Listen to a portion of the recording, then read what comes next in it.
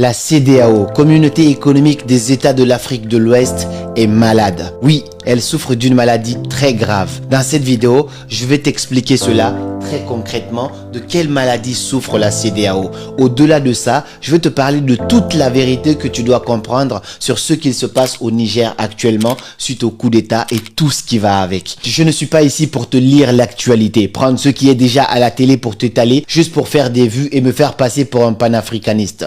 Non, ça, mes valeurs vont vraiment au-dessus de ça. Et ceux qui le font, il n'y a pas de souci. Ils vont vous faire croire qu'ils sont panafricanistes. Ils vont juste prendre ce qui passe à la télé et on vous le met après, c'est passé. Je ne suis pas là pour ça. Je suis là simplement pour analyser et dire ici, dans cette vidéo, ce qui ne se dit pas à la télé. Ma chaîne, c'est pas une chaîne d'actualité. Je fais du développement personnel et de temps en temps, j'essaye d'éclairer les choses quand il s'agit de mon continent sur l'actualité, sur des choses qui sont assez sensibles et qui peuvent aider les gens à comprendre la vérité par rapport à ces situations-là. Et c'est ce que tu vas voir dans cette vidéo. Donc, dans la première partie, je vais te parler de 4 vérités que tu dois comprendre sur cette affaire au Niger et ça va vraiment éclairer ton idée là-dessus. Tu vas comprendre qu'il y a des choses qui ne se disent pas dans les médias et comme les autres ne te mettent uniquement que ce qui se passe à la télé, bah, tu n'apprends pas énormément de choses sur la situation. Je ne suis pas expert dans ce domaine, je te le dis, je fais du développement personnel, mais parfois une capacité d'analyse est très importante pour pouvoir cerner certaines choses et ne pas se faire avoir par ce qui passe dans les médias.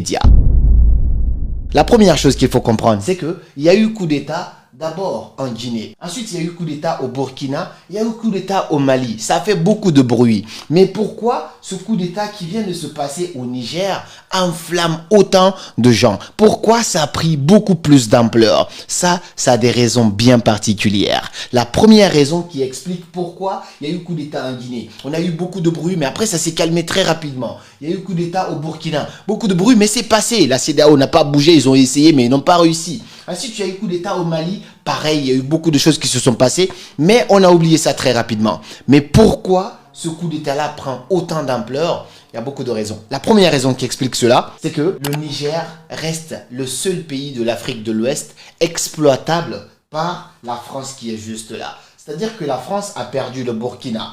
La France a perdu le Mali parce qu'ils avaient un grand pouvoir là-bas avec tout ce qui était djihadiste, ainsi de suite. Comme ils ont été cherchés ici et ici, et bah, la Guinée, ils n'avaient pas autant de force de toute façon, avant même le départ de Alpha Condé. Maintenant, il n'y avait que le Niger qui restait. C'était leur pôle central. Perdre le contrôle sur le Niger, c'est perdre totalement le contrôle sur cette partie de l'Afrique de l'Ouest. Et ça, ils ne veulent pas cela. Au début, ils disaient, mais on s'en fout, l'uranium, c'était ci, ça.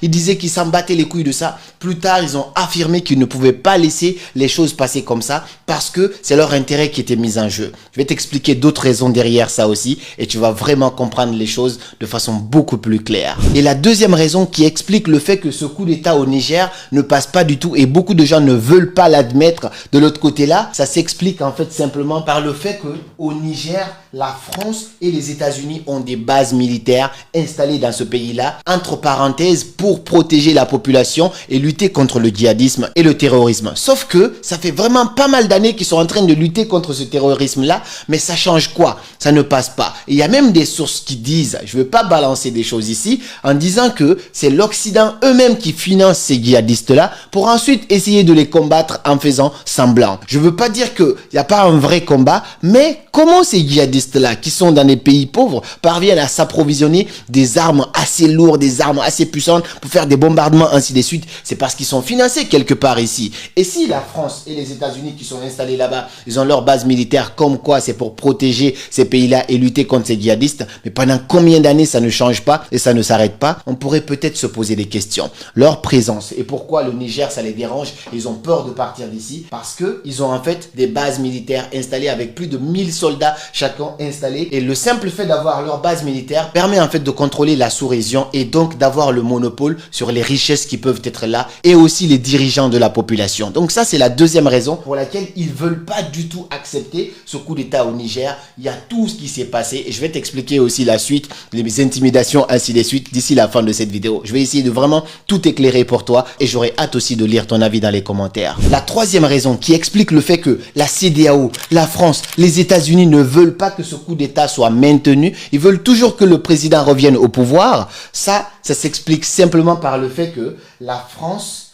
et les États-Unis ne sont pas amis avec la Russie. On a vu ici, la France, l'Union européenne, je sais pas quoi, ils ont poussé en fait l'Ukraine à provoquer la Russie. On a tous vu les conséquences. Jusqu'à présent, la Russie est toujours en train de bombarder l'Ukraine. Ils sont jamais fatigués. C'est toujours pas fini parce que tout le monde connaît la cruauté de Poutine. Étant donné que ces deux-là ne sont pas en bonnes conditions, lorsque le Niger se rebelle et voit maintenant la cruauté de la France dans ce pays-là, ils disent que la France doit partir. Et donc, qu'est-ce que Poutine se dit? Là, c'est une bonne opportunité de faire chier en fait la France et d'autres pays qui sont en train de profiter de cette population-là. Donc, Poutine, lui, va tendre la main au peuple nigérien et donc, ce qui va faire que les gens vont rejeter la France pour se diriger directement vers la Russie. Et donc, il y a un conflit d'intérêts. Qu'est-ce que la France va se dire?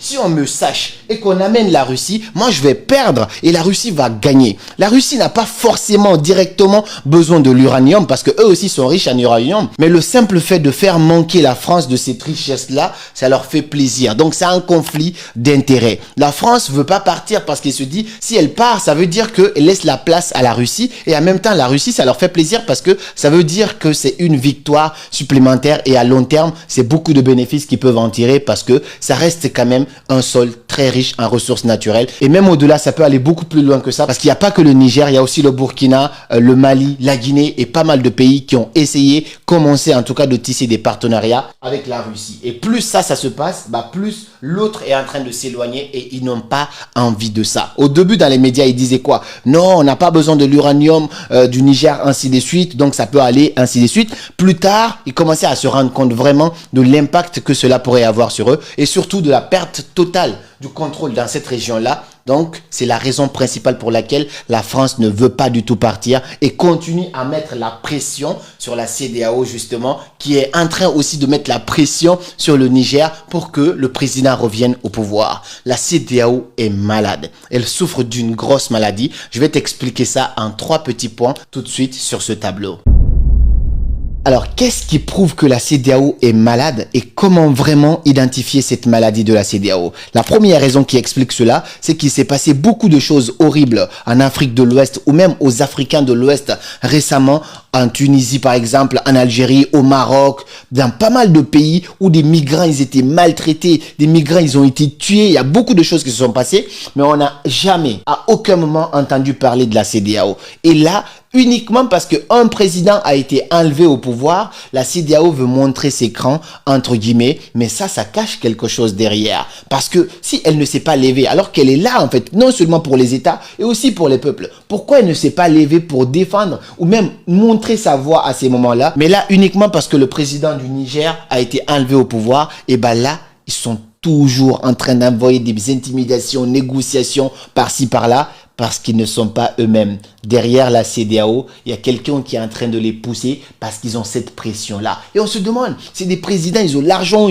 ils ont tout normalement. Pourquoi en fait être menacés par quelque chose? De quoi ont-ils peur? Parce que lorsqu'on regarde les choses au fond, on sait que la CEDEAO n'est pas elle-même. C'est pourquoi je dis qu'elle est malade simplement. Parce qu'il y a un problème, il y a un virus là-dedans. Et ce virus-là, c'est ceux qui sont au-dessus de la CEDEAO. Ça veut dire que la CEDEAO, c'est pas que les Africains là-dedans. La CEDEAO, c'est un petit peu comme la France, c'est un petit peu comme les États-Unis. Il y a des sommets de la CEDEAO, des grandes réunions de la CEDEAO où tu vois des blancs à l'intérieur de la salle. Il y a parfois plus de blancs que de noirs. Et tu te dis, c'est ça, la CEDEAO? C'est là qu'on commence à se poser des questions. On se dit, la CEDEAO souffre d'une maladie, d'un grand virus que les gens ne comprennent pas. La CEDEAO n'est pas en train d'agir comme ça. C'est parce qu'il y a des gens derrière eux qui sont en train de les pousser. Allez, dites-le, parce que ces gens-là ne peuvent pas oser enlever la veste comme ça publiquement et faire cela. Donc, ils se servent de la CEDEAO pour mettre cette pression-là afin que leur intérêt soit maintenu. Deuxième maladie qui prouve que la CEDEAO ne va vraiment pas bien.